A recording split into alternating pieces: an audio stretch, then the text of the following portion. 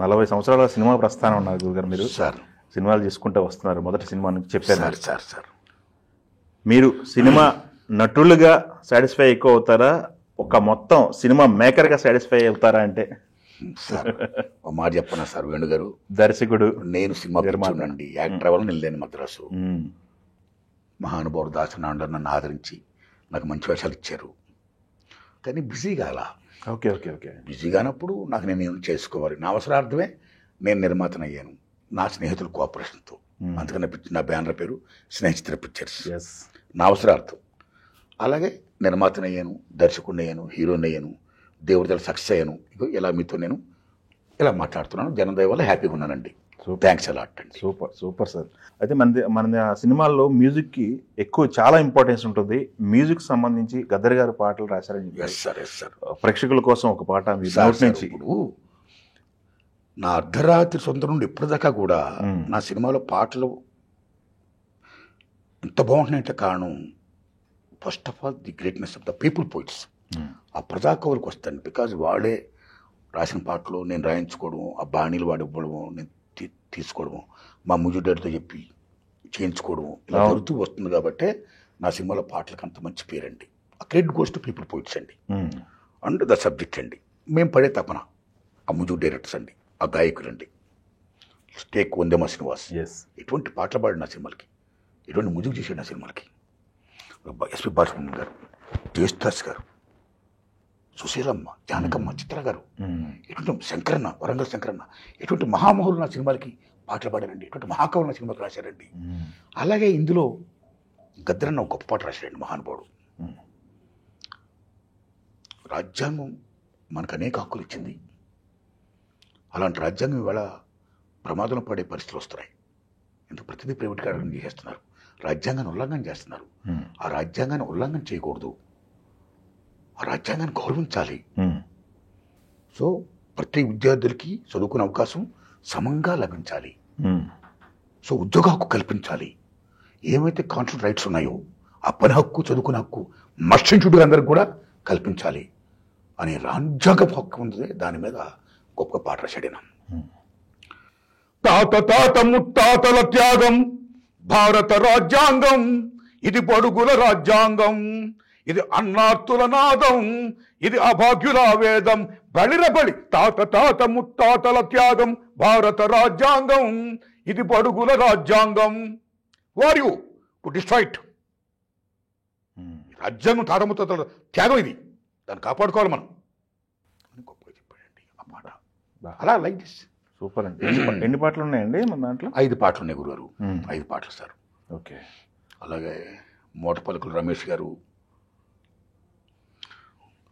వందనం చదువుల తల్లి మీద, చదువుల తల్లి నీకు వందనం, అమ్మ కళాశాల నీకు వందనం, ఆదుగురు అమ్మా నీకు వందనం, అడుగుదాడు నాన్న నీకు వందనం, సమస్తం బోధించే అపరకురు బ్రహ్మ నీకు వందనం, వందనం పాదాభివందనం.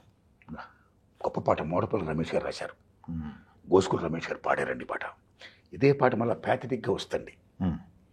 ఎందుకంటే ఏ తల్లిదండ్రులు అయితే తమ బిడ్డలు కష్టపడి చదివించారు, కిడ్నీ నమ్ముకొని చదివించారు, సమస్తాన్ని కూడా వాళ్ళు త్యాగం చేసి బిడ్డలు చదివించారు.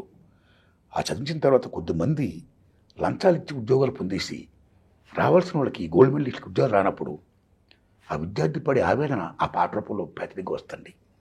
అది మోడపల్లి రమేష్ గారు రాశారు, గోసుకుల రమేష్ గారు పాడారండి. ఆ పాట నాన్న నన్ను ప్రైవేట్ కాలేజీలో జాయిన్ చేయాలని నువ్వు కిడ్నీ అమ్ముకొని కిడ్నీ అమ్మని నేను జాయిన్ చేసావు. చెల్లి పెళ్ళికి కూడబెట్టిన కట్నం కూడా నా చదువు కోసం ఇచ్చావు. పెళ్ళి ఆపేసి, చెల్లి పెళ్ళి ఆపేసి, కడుతున్న ఇంటిని కూడా మధ్యలో ఆపేసావు. ఆ డబ్బు నా చదువు కోసం ఇచ్చావు. నాకు చదువు, నేను బాగా చదువుకొని నాకు ఉద్యోగం వస్తే ఎప్పుడైనా తీర్చేస్తానని. కానీ నేను బాగా చదివాను నాన్న, గోల్డ్ మెడల్ కొట్టాను నాన్న, పబ్లిక్ సర్వీస్ కమిషన్ ఎగ్జామ్స్ బాగా రాశాను నాన్న, group 1.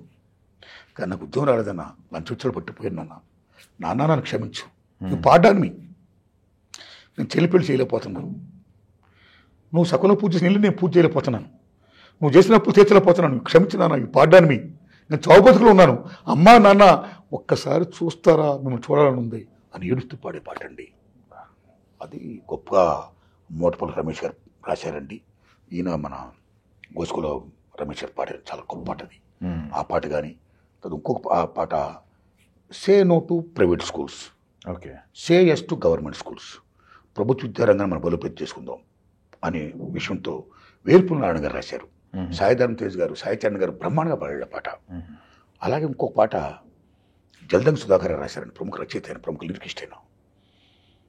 Sorry sorry campus, very sorry campus, oh my lovely campus, very sorry campus, oh my dear campus, very sorry campus, I can't breathe campus అని. అంటే యూనివర్సిటీలో క్యాంపస్లో ఈవేళ పిహెచ్డి డిగ్రీ పొందాలంటే అక్కడ ఎన్ని క్యాస్ట్ ఫీలింగ్లు ఉన్నాయి, ఎన్ని అవకతవకలు జరుగుతున్నాయి. అలాంటి దశలో ఐ కాంట్ బ్రీత్ అని ఎలా విద్యార్థులు ఫీల్ అవుతున్నారు. అలాగే వాళ్ళు పిహెచ్డి డిగ్రీ వస్తుంది కూడా రావట్లా, కొద్దిమందికే వస్తుంది. ఎంతమంది విద్యార్థులు పిహెచ్డీలు చేస్తూ వార్ధక్యంకి వచ్చేస్తున్నారు, రిటైర్డ్ అయిపోయే దశకు వస్తున్నారు, వార్ధక్యం వచ్చేస్తున్నారు. వాళ్ళు ఉద్యోగాలు ఉండవు, హాస్టల్ రూమ్స్ ఇవాళ వాళ్ళకి వృద్ధాశ్రమం అయిపోయి ఎంతమంది విద్యార్థులు అలా బాధపడుతున్నారు. Sorry sorry campus. Same time మాకు ర్యాంకులు వస్తున్నాయి, యూనివర్సిటీ చదువుకున్నాం, చాలా గొప్ప అవుతాం, ఉద్యోగాలు వస్తాయి, ఊరికి వాడికి అమ్మకి బాబుకి హ్యాపీగా మొక్కలు చూపించుకుందాం అని అనుకుంటే నాకు ఉద్యోగం లేదు, సద్యోగం లేదు. బతకలేక, చావలేక, కక్కలేక, మింగలేక, ఊరికి వాడికి అమ్మకి బాబుకి ముఖం చూపించుకోలేక చివరికి యూనివర్సిటీ క్యాంపస్లోనే చెట్లు ఊరేసుకొని చనిపోతున్న ఎంతమంది అభాగ్యులు ఉన్నారు ఇవాళ. Sorry sorry campus, I can't breathe campus అని గొప్ప పాట అండి. ఆ పాట సాయిచరణ్ గారు గొప్ప పాడాడు, జల్దంగి సుధాకర్ గారు బ్రహ్మాండ రాశారు, నేను యాక్ట్ చేశానండి. ఇలాగా మంచి పాటలు సార్ అన్నీ. Okay, yes. మన యూనివర్సిటీ గురించి, ప్రజెంట్ ఉన్నటువంటి విద్యా వ్యవస్థ గురించి తెలుగు ప్రేక్షకులకి ఫైనల్గా మీరు ఏం చెప్పదలుచుకున్నారు? ఏమిలా తెలుగు అన్ని వేళ ఆల్ ఓవర్ ది వరల్డ్ మీరు ఫేమస్. అది media most powerful. My humble request, ఈవేళ టేక్ ముఖ్యంగా అమెరికా కానీ యూరోప్ కానీ ఇలాంటి దేశాలకి మానవ వనరుల శక్తి చాలా ఇంపార్టెంట్. ప్రపంచం కుగ్రామం అయిపోయింది because of globalisation and mechanisation. ఈ దేశంలో ముఖ్యంగా ఏషియా కంట్రీస్ నుంచి, ఇండియా అండ్ చైనా నుంచి మ్యాక్సిమం ఈ మానవ వనరుల శక్తి యూత్ మ్యాక్సిమం ఉద్యోగాల కోసం అమెరికా, యూరోప్ లాంటి కంట్రీస్ వెళ్తున్నాయి. వాళ్ళ యొక్క intelligence they are contributing a lot. ఇలాంటి దశలో ట్రంప్ గారు వచ్చి అక్కడ ఎన్నిటిని కూడా మ్యాక్సిమం రూట్ అవుట్ చేస్తూ చాలా ఇబ్బందులు పెడుతున్నారండి. ఇబ్బందులు పెట్టు కాదు, ఇంకో దశలో ఏంటంటే అమెరికా, యూరోప్ లాంటి దేశాలు అక్కడున్న ఏ సంస్థలు, ప్రైవేట్ సంస్థలు ఉంటాయో వాళ్ళు అక్కడున్న స్థానికులకి ఉద్యోగాలు ఇవ్వకుండా, అంటే వాళ్ళ స్థానికులు ఇస్తే ఎక్కువ శాలరీస్ ఇవ్వాల్సి వద్దండి రూల్స్ రెగ్యులేషన్ ప్రకారం, తక్కువ శాలరీస్కి ముఖ్యంగా భారతీయులు కానీ చైనీస్ కానీ ఏషియన్ కంట్రీస్ వీళ్ళని తీసుకుని రావడం వల్ల అక్కడున్న నిరుద్యోగులు విదేశాల నుంచి వస్తున్న యువతని మా ఉద్యోగం మీరు అడ్డుపడతారా అని కొంతమంది వీళ్ళని చంపేస్తున్నారండి.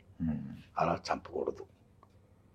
మొత్తం ప్రపంచం ఐక్యరాజ్య సమితి జాగ్రత్త తీసుకున్న వాళ్ళందరినీ కూడా కాపాడాలి, రక్షించాలి.